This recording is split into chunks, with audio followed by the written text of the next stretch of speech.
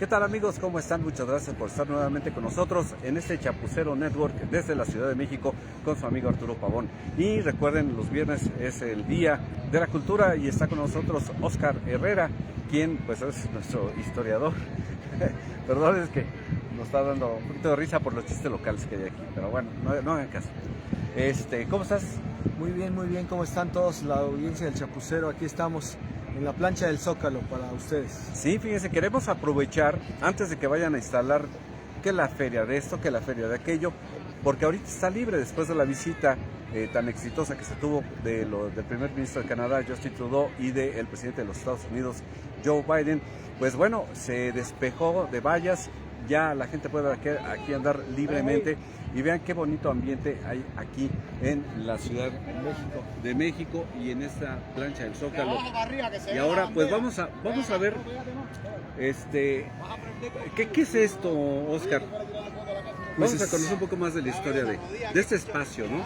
Este espacio, claro, estamos aquí en el corazón de México, ¿no? El corazón de la Ciudad de México, que tiene una historia muy antigua, ¿no? Que se remonta al siglo XIV de nuestra era. Recordemos que aquí las tribus empezaron a poblar en México Tenochtitlan en 1325, entonces estamos hablando del siglo XIV. En este amplio espacio que podemos imaginar en esa época, lleno de lagos y acequias que atravesaban este lugar y que formaron parte de ese encanto y de esa atmósfera de ya hace muchos siglos, ¿no? Y que es el corazón político, religioso del México actual, y que en esa época tenía esa misma función, ¿no? Recordemos que los mexicas fundan su recinto sagrado y a partir de este lugar hacen su gran imperio que se llegó a conocer hasta lo que hoy es Centroamérica, ¿no? Llegó tanto la fama de los mexicas a Centroamérica, y se buscaba, cuando ya se viene la conquista, que este mismo lugar se edificara la nueva ciudad, la nueva metrópoli. Hay una serie de muy bonitos edificios aquí que podemos admirar ahorita que está libre, ¿no? de toda la serie de verbenas y ferias del libro que se llevan a cabo durante todo el año, y que recientemente hubo también una feria, ¿no? Con motivos navideños, que hubo una verbena navideña. Así es. Oye, bueno, hay que entender una cosa. Esta explanada estaba cubierta con vestigios prehispánicos o no. Porque mucha gente piensa que la Catedral Metropolitana, que ahorita vamos a ver, se construyó encima de lo que era el Templo Mayor, lo cual, bueno, pues ya desde hace varios años que se descubrió el sitio arqueológico original del Templo Mayor, se supo que no, que efectivamente no era eso. Pero ¿qué más había aquí alrededor? Aquí alrededor había una serie de calzadas, recordarás, que comunicaban tierra firme con los islotes, pero propiamente donde estamos parados no había construcciones prehispánicas. Lo que sí había, donde está la Catedral Metropolitana, había un templo prehispánico dedicado al sol, y en lo que es el Monte de Piedad del lado izquierdo, ahí también teníamos el Palacio de Atzayacatl, que hace poco tiempo se descubrieron ahí los vestigios arqueológicos de este palacio, de este gobernante mexica. Ok, entonces lo que podemos entender es que si no se construyó la catedral encima del Templo Mayor, al parecer lo que hicieron fue únicamente los españoles trasladar todo el material, todas las piedras, todo ese material, trasladarlo hacia la explanada que estaba libre y ahí construir la catedral. Construir la primera catedral. Recordemos que en un programa anterior ya habíamos mencionado de una primera catedral que se encontraba donde vemos aquí estos árboles aquí enfrente. Ahí estuvo la primera catedral, que nunca gustó, y se empezó a construir la que vemos actualmente a posteriori de esta catedral. Hay unas ventanas arqueológicas que están ahí y se ven algunos vestigios. Lástima que no se puede entrar todavía, pero en el área del atrio podemos ver algunas escalinatas, algunos azulejos muy bonitos de esa época, de esa primer catedral del siglo XVI. ahorita está restringido porque, bueno, hubo trabajos de restauración en las torres, todavía sigue la restauración en el interior, se hizo limpieza y se pusieron algunos tirantes, como se puede ver ahí al nivel del campanario, algunos tirantes para mantener las piedras unidas, porque recuerden que pues, no había estructuras metálicas al interior de estos edificios, simplemente pues, era el peso, que era lo que mantiene, que es lo que mantiene firme una construcción. Y hasta arriba vamos a poder ver una pequeña esfera. Dicen que se agregan a las campanas que hay originales, que son las que suenan, se agregan los dos remates de las torres, que son campanas, aunque son ¿de qué son? De la piedra, ¿de qué son? Es cantera. De cantera. Bueno, esas campanas tienen forma de campana, y hasta arriba vamos a ver el remate de una esfera que se puso ahí desde que se terminó, que la terminó Manuel Tolsa. Sí. Y se dejó ahí una cápsula de tiempo que con el paso de los años y las diferentes restauraciones que ha tenido, se han ido abriendo y cerrando. Y sabemos que en esta última restauración que se ha hecho, esta más reciente restauración, también se volvió a abrir, se encontraron cosas que posteriormente, pues después de su análisis, los podremos dar a conocer. No queremos adelantar nada porque pues lo están investigando y analizando todos los expertos, pero se volvió a colocar y se volvieron a meter utensilios y objetos de este año pasado y de esta temporada.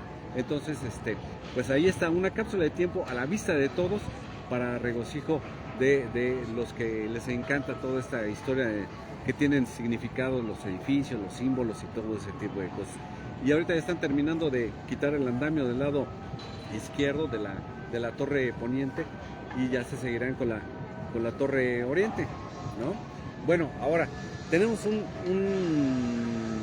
sagrario metropolitano. ¿Qué es el sagrario? ¿Por qué está junto a la catedral? ¿Y qué hace ahí? Sí, este sagrario es más reciente. Este sagrario es del siglo XVIII y es obra de Lorenzo Rodríguez. Es considerado uno de los retablos barrocos en cantera de Chiluca más elaborados, más finamente elaborados de todo México. De hecho, los especialistas lo han llegado a considerar que es una manufactura muy parecida a lo que se hacía en estos altares de madera, que es que la madera se puede trabajar de una manera más fácil, pero estos llevaron una maestría exorbitante en este lugar, y es una belleza que admira a propios y extraños que pasan por aquí. Uno mismo que vive aquí en la ciudad, pues no deja de admirarlo cada vez que uno pasa por ese lugar, ¿no? El detalle es excelso, ¿no? Sí, y bueno, hay que anotar que gracias a los trabajos de nivelación de las dos construcciones, porque hace tiempo ya se veían una inclinada hacia el lado derecho, otra hacia el lado izquierdo, y corrían el peligro de desmoronarse. Entonces se empezó a hacer la excavación para tratar de nivelar, de que fuera un hundimiento controlado y parejo de las dos construcciones. Y en las excavaciones que se hicieron se encontraron más vestigios prehispánicos. ¿Qué fue lo que encontraron, Oscar? Claro, aquí encontraron los restos del Templo del Sol, que en época de secas se permitía visitar en el subsuelo de la catedral. Se hacían una serie de visitas para poder ver estos tipos de vestigios. Recordemos que para los años 70, para el 78, con el descubrimiento de los trabajadores de Luz y Fuerza del Centro de la Koyoshowski, se da este boom de descubrimiento del Templo Mayor, que lleva muchos años y que llevó a formar también un bello museo de sitio, el Museo del Templo Mayor, obra de este célebre arquitecto Pedro Ramírez Vázquez, con colaboración muy estrecha de Eduardo Matos Moctezuma. En 2006 se encuentra el último gran monolito aquí, muy cercano al Templo Mayor, a espaldas de la catedral, que es el de Tlaltecutli, la diosa de la tierra. Y con eso se cierra un ciclo, ¿no?, de investigaciones en cuanto a descubrimiento de grandes monolitos, pero las investigaciones no se han parado. Es un programa muy, muy bonito de arqueología urbana, donde mes con mes, año con año, siguen saliendo a la luz toda esta riqueza cultural de la que somos herederos en esta parte central del país, ¿no? Sin olvidarnos de otras grandes culturas que también nos antecedieron a los mexicas, ¿no? A los aztecas. Ajá. Y como anécdota, ahí junto a lo que es la salida del metro Zócalo Tenochtitlan, pero es la salida que da a la catedral, o bueno, más bien al sagrario, por ahí vamos a encontrar una serie de coladeras o tarjeas o tapas, y una de esas tapas, no sabemos cuál es y que obviamente no tiene fácil acceso, esa da entrada a algunos pasadizos que se han ido abriendo para poder llegar a esos restos arqueológicos. Pues qué interesante. Luego vemos más hacia nuestro lado derecho, podemos ver el Palacio Nacional, que en la época prehispánica perteneció a las casas de Moctezuma. Ahí él tenía sus casas y también tenía un pequeño jardín botánico medicinal donde tenía muchas plantas medicinales, y en la parte trasera de este espacio tenía un pequeño zoológico donde tenían quetzales y otro tipo de aves para su entretenimiento, para su deleite, ¿no? Su canto. Ajá. Pues realmente ahí ya no hay nada de eso, no quedó. Hay una serie de vestigios arqueológicos en uno de los patios del Palacio Nacional. Ajá. Que se ven unas como lajas en un pequeño jardín, y esos son unos vestigios de estas casas ennegrecidas de Moctezuma, donde ellos meditaban. Era un lugar muy importante porque ellos meditaban y consumían estas hierbas alucinógenas para poder ver más allá de lo que sus ojos podían comprender. Y es donde se dice que él pudo ver estos presagios que nos cuenta Fray Bernardino de Sahagún, donde ellos ya ven la venida de estos extraños, de estos españoles que iban a arribar posteriormente a la Nueva España. Que eran como dioses, ¿no? Exactamente, okay. En el mito de Moctezuma. Este espacio perteneció a más ni menos que a Hernán Cortés.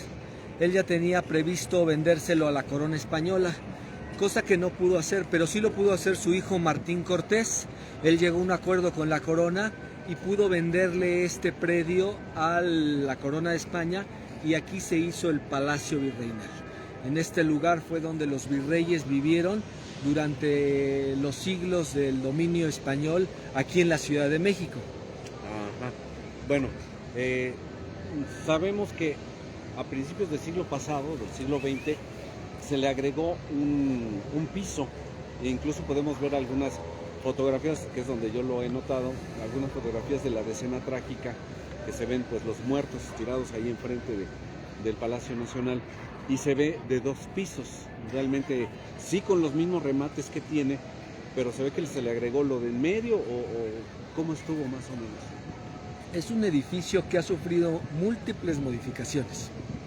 Es de un estilo ecléctico porque no se puede catalogar en un solo estilo. Si vemos el interior, el patio principal es un barroco sencillo, pero también hay edificaciones más recientes. En la parte exterior se le puso un recubrimiento que le llamamos el neocolonial, con estos sillarejos cuadrados de cantera, ¿no? El agregado del último nivel, pero que guarda mucha historia, ¿no?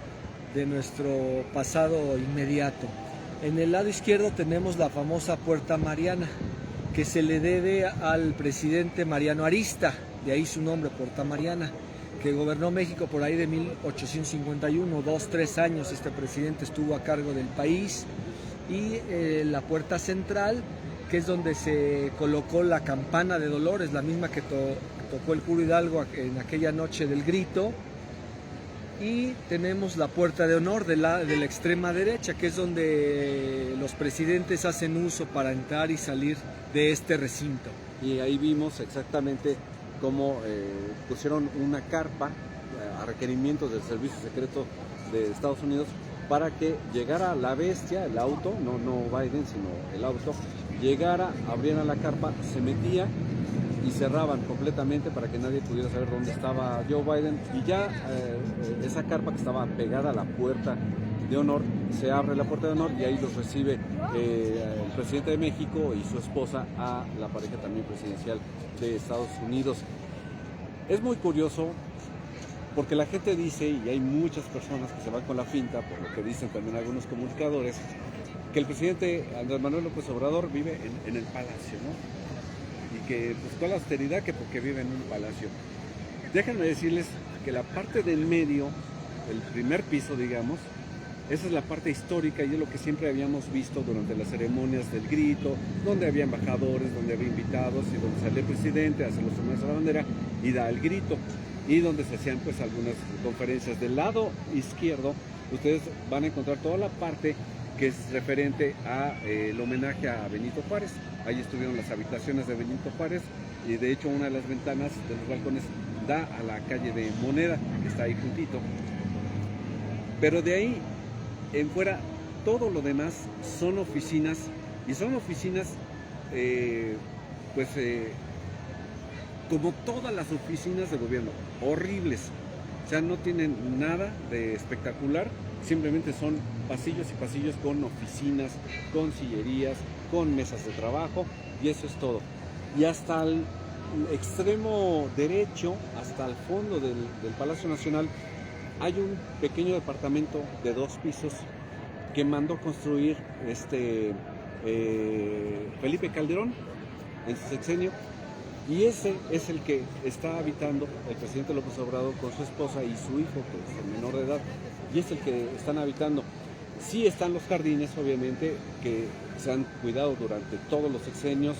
Hay dos jardines, hay uno que parece un parque, está muy grande, parecería mentira, pero dentro del Palacio Nacional hay todo un parque. Y están los patios marianos, donde está una estatua de Juárez sentado, y también está un jardín botánico donde se presentan muchas de las plantas que son oriundas de México. Entonces, bueno, ese es muy importante mencionarlo. Y hasta atrás de Palacio Nacional se le llama edificio polivalente, donde están todas hay una oficina de cada dependencia de gobierno. Hay una oficina de la Secretaría de Hacienda, otra de Relaciones, otra de Educación Pública, está lo de Atención Ciudadana, todo hasta allá atrás. O sea, realmente lo que se ve es muy espectacular, pero por dentro a mí se me hace un edificio horroroso, a excepción de la parte histórica, que es lo que pudieron o lo que se ha podido rescatar de lo que dejaron los gobiernos anteriores, porque había sí cosas de Maximiliano. Lo único que queda de Maximiliano, de la época del imperio de Maximiliano, están unos jarrones muy grandes que tienen unos arbotantes de luz, y eso porque tienen ahí el símbolo del imperio. Eso no se lo alcanzaron a llevar los demás, ¿sí? Toda la marquetería que hay, el piso y los techos, eso tampoco se lo pudieron llevar, porque ya sería mucho. No tenían la herramienta, pero bueno, ahorita lo que sabemos es que ya se hizo un trabajo de recatalogación de todo lo que hay ahí. Se hizo fotografía de cada uno de las piezas, pinturas, hasta abre cartas antiguísimos que están ahí, antiquísimos. Ahí están. El presidente lo único que hizo fue mandar a hacer una limpia a la silla presidencial y ya. Tiene el mismo despacho, el mismo escritorio que los otros presidentes.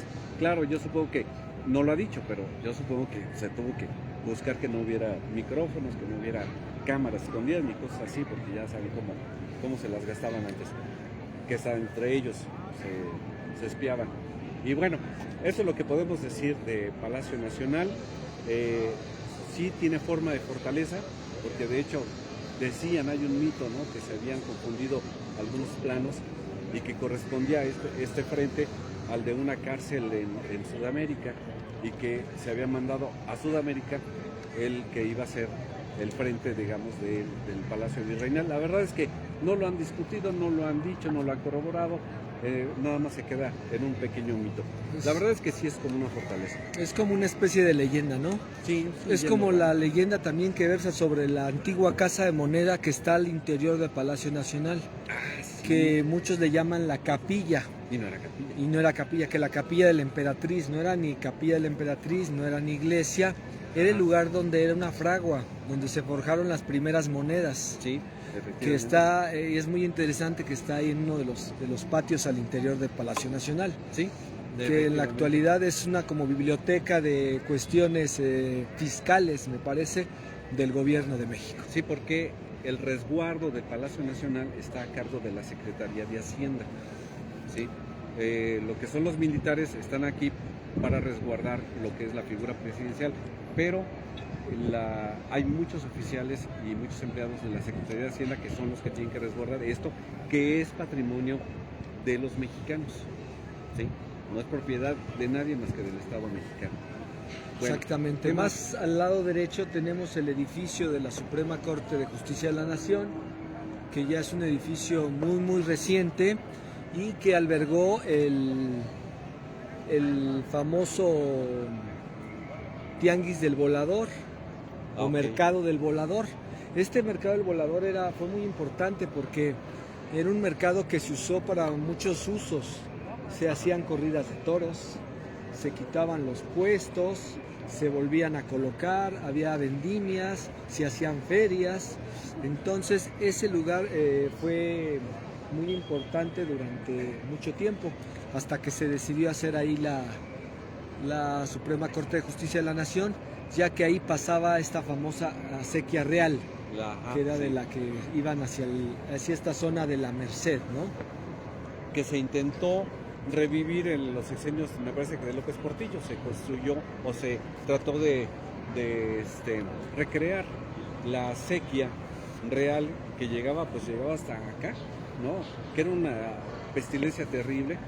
Y platicando yo con una de las arqueólogas que le tocó limpiar parte de ese espacio, la calle de la Corregidora, al hacer las excavaciones para poder abrir la acequia y llenarla de agua y todo eso, la verdad es que se encontraron muchísimas cosas de la época colonial, gente que lo que hacía era, de sus casas se le había roto una taza o algo y lo aventaban por la ventana, y entonces se fue llenando todo eso con vestigios ya virreinales, ya no fueron tanto de la época prehispánica.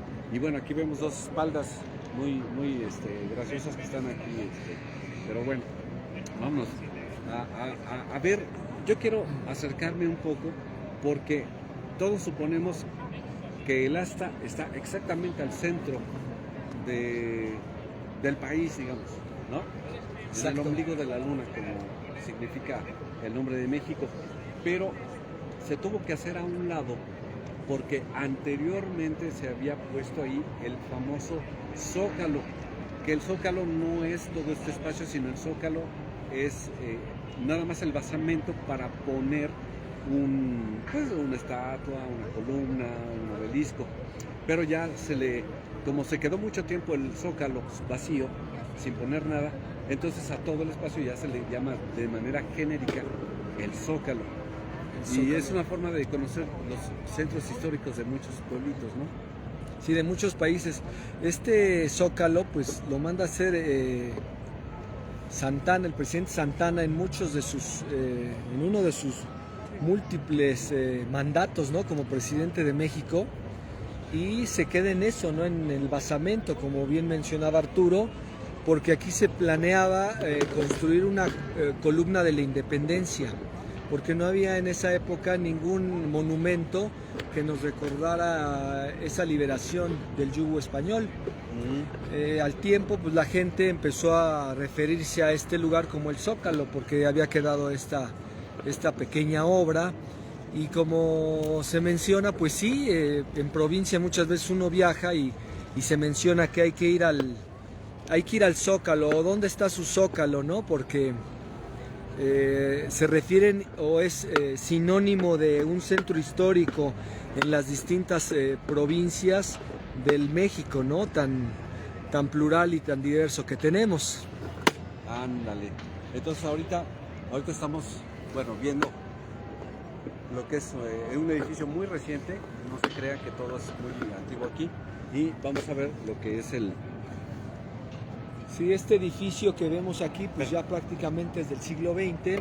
Ajá. Se trató de hacer con esta técnica del neocolonial para tratar de imaginar o asemejar a su compañero que está del lado derecho, ¿no? Ok.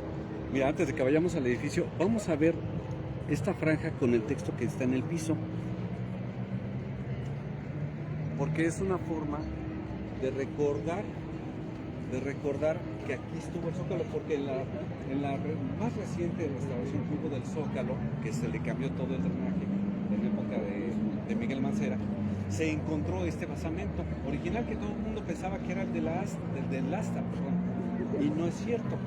Y entonces aquí se encontró y se dejó un escrito para la historia que dice: en este lugar fue construido en 1843 el Zócalo o basamento sobre el que se planeaba levantar un monumento a la independencia, como nos decía Oscar,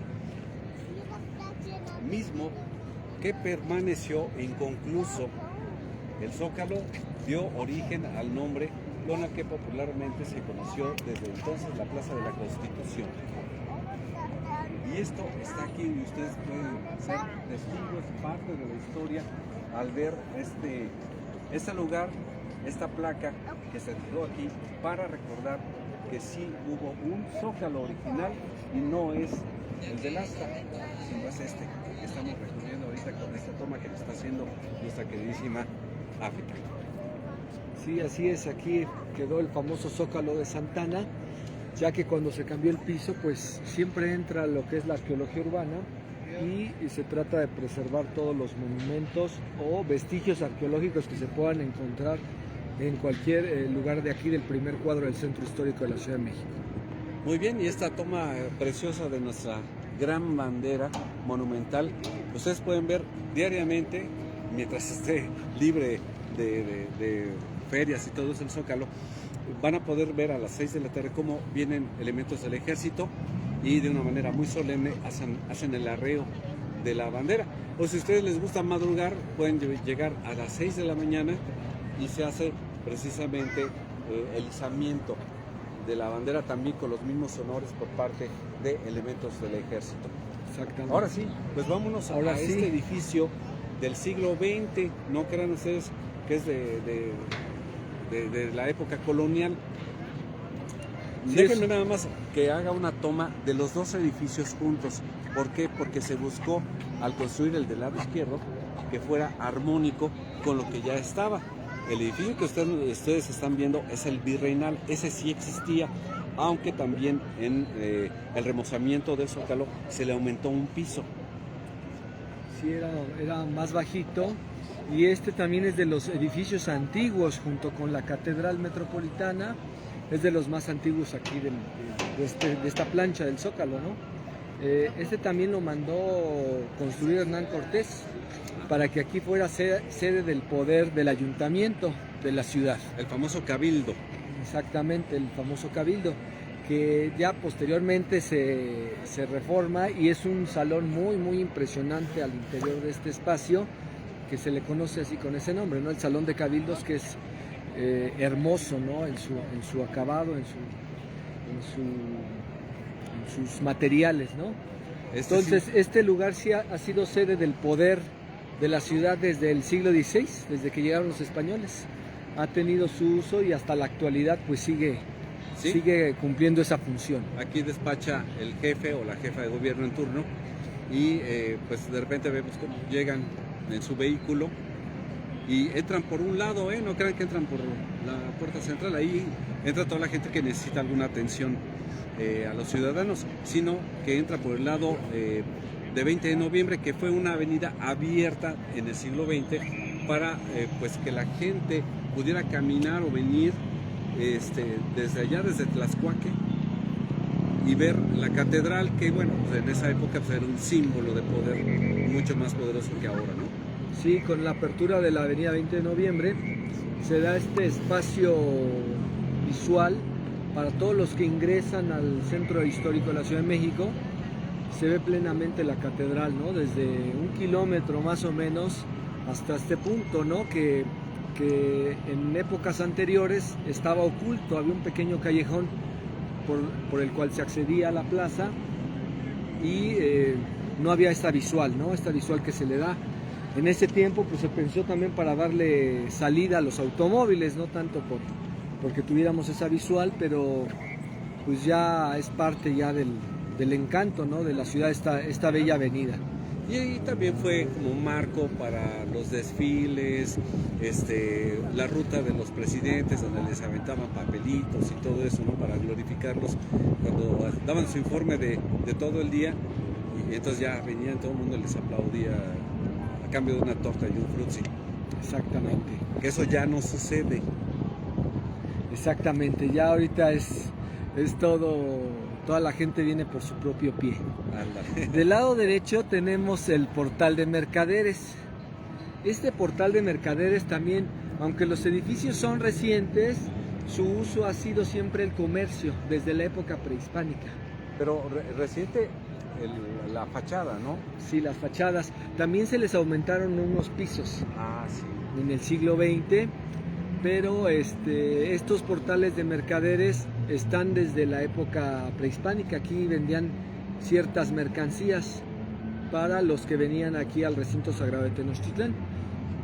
En la parte baja vemos una serie de portales que han conservado el uso colonial que se les dio desde la calle de Madero, que era donde se había establecido el gremio de los plateros, que sigue esa vocación, ¿no? Del centro joyero en este siglo XXI, de la plata, de los anillos, ¿no? De las arras, que muchos novios vienen a conseguir aquí, y que tiene ese origen colonial, ¿no? En los españoles, ¿no? El portal de plateros, más o menos. Pues es muy bonito, la verdad es que ya desde el otro día estábamos viendo una placa que está allá en la esquina trunca, ¿no? Que hablaba que este espacio era de los... Era un convento de los agustinos. Antes aquí había un convento que obviamente con las leyes de reforma pues fue demolido, fue quitado de aquí y quedó ahí una placa muy interesante, ¿no? Que habíamos leído la vez anterior. en mármol. Sí, en mármol blanco, donde hacía alusión a que en la entrada del convento no se pusieron los cajones, ¿no? Famosos puestos ambulantes. Que eran los puestos ambulantes de esa época, donde se abría un cajón especial en madera, donde traían sus diversos artículos que se venían a comerciar aquí en la Ciudad de México y donde todavía se daba el regateo de esos productos, ¿no? Yo los invito a que se den una vuelta y ahí en esa esquinita trunca ahí van a encontrar un óvalo y está el grabado o el tallado en esa piedra donde explica que este lugar era únicamente para los agustinos y estaba prohibido. Y esa placa está desde 1763, me parece, ya lo habíamos visto. Hay otras placas muy interesantes que están en el interior de los otros arcos que están ahí, donde Porfirio Díaz había hecho una remodelación, una restauración de este edificio, y ya posteriormente tuvo otras remodelaciones. Pues yo quiero dedicar este programa, ya estamos terminando, para agradecer a quien se le ocurrió hacer este espacio y que quedara como está, porque sabemos que había un mercado aquí en medio, había unos callejones apestosos, feos, llenos de pobredumbre, y tuvieron la visión ya en el siglo XX, algún urbanista, no sé quién, pero la verdad este programa yo lo quisiera dedicar para agradecer a esa persona que tuvo la visión de que a futuro se pudiera disfrutar de este espacio como lo tenemos actualmente.